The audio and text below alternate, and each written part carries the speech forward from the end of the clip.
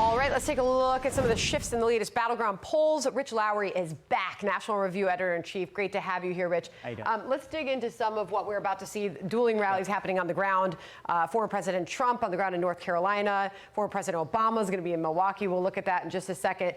But dig into North Carolina. He spent a lot of time on the ground there, former President Trump. Obviously, he saw some movement with those that were frustrated with the outcome or the response at the federal level to the hurricane and the storms there. Sort of talk about what you're looking at here as he's choosing to focus his time and attention in some of these key counties. Lenore County, which Donald Trump won in 2020 by 3.5 points, but he did lose ground from 2016. He won by 6.3 points in 2016. He's obviously trying to go back and run up that vote tally. Yeah, absolutely. So this is a state where a week or two there's some rumors that Harris was giving up on it. Obviously, that's not the case.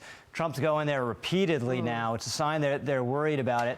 And he needs to run up these counties, get back to that score he did in 2016 or higher, ideally for him. But obviously, the Research Triangle is a big Democratic area. And we'll just see this state after state. Can Democrats run up the margins in the urban and suburban areas such to offset Trump's margin in the less populated areas that are, you know, all these states, you see massive blocks of red. Those are the geographic majority of these states, but there's not many people that live there. And 16, Trump shocked the world by running up the margins in all those places. And I know another one we'll be watching on election night is Randolph County, some of these red counties, Davidson County as well. We've been seeing a lot of attention by the Republican Party there to run up the vote. Now, I want to go to the north now, in the Midwest, Wisconsin. We looked at this with former Congressman Sean Duffy yesterday. He says election night, he's going to be focused on those WOW counties. Former President Obama is about to be campaigning on the ground there, rallying voters in Milwaukee. We know how deep blue this is. Hillary Clinton, 37 points she won by in 2016. Biden ran that up. He won by 40% in Milwaukee. But it is these surrounding counties like Waukesha, where Donald Trump won by wide margins, and he's still trying to do so today. What are you looking at here? Again, same story. Who's going to run up their margins? There's no mystery of whose voters are whose, right? It's just who's going to turn out. And a little bit of a margin, as we saw on the difference between Hillary and Biden there in 1620 in Milwaukee, makes a huge difference.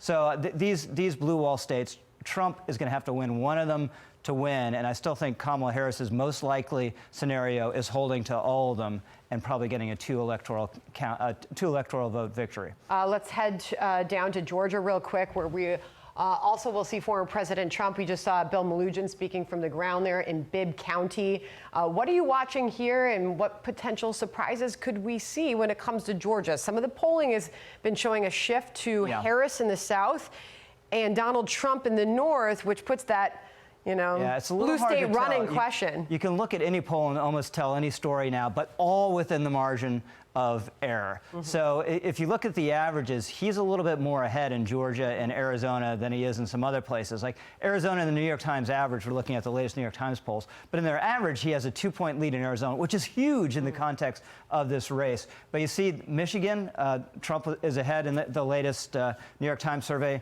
And again, Arizona is +4. Otherwise, this is a winning map for Kamala Harris if this holds. But the big one is this tie in Pennsylvania, because whoever wins Pennsylvania is likely to win. If Trump wins in Pennsylvania, it opens up the map. He basically needs to hold North Carolina and win Georgia, and he's over the top, and then would have a bunch of other paths. Without Pennsylvania, it gets much harder for both of them. So rename this like headache, potential headache. But this is crazy. It's not like 0.1. It's tied. Tied. And you look at the averages very often, it's tied. Rich, great of you to be here. Thanks for doing this. All right, good to see you. I'm Steve Doocy. I'm Brian Kilmeade. And I'm Ainsley Earhart. And click here to subscribe to the Fox News YouTube page to catch our hottest interviews and most compelling analysis.